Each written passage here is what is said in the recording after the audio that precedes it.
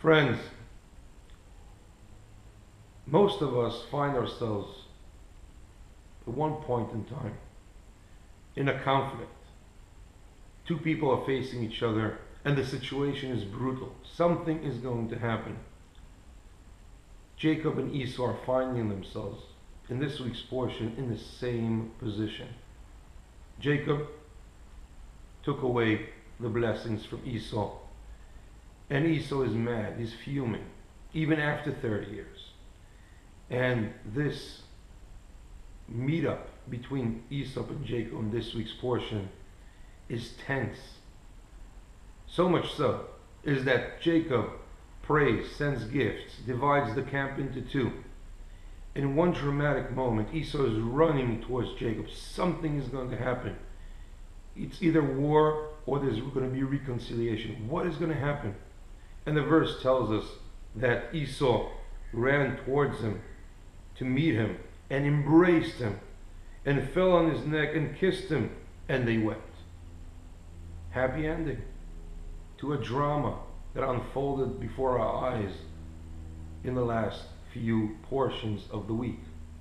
But what in the same moment that Esau fell on his brother's shoulders and hugged him, what caused that turn of events? Nowhere in the verses can we see what exactly caused those turn of events. Was it the gift? Was it the prayer? I want to suggest something today. And that is, a conflict is something linear, something that goes from one point to another. It's not circular.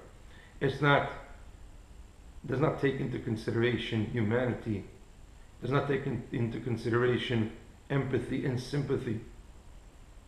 See, in all the conflicts in the world, men, sorry to say, but men had the biggest responsibility in the conflict. They were driven by ego, they were driven by power, they were driven by all sorts of considerations that were not the real considerations. See, women have a different way about it. They're circular.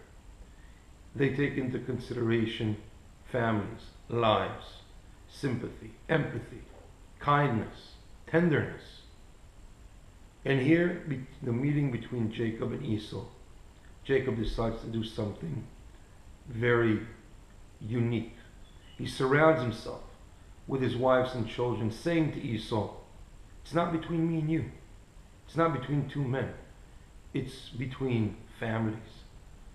And if you look at the family, you look at their future, we do not want to fight. We do not want to carry on this conflict. Let's bring humanity. Let's bring families. Let's bring tenderness, sympathy, empathy into this. And when Esau sees that, he says to himself, enough is enough. And I say to myself, so much conflict in the Middle East.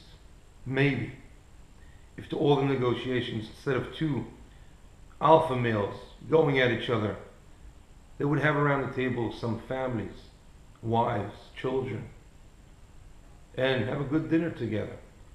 And look and see, listen, we're talking about families. We're not talking about two egos sitting around a table.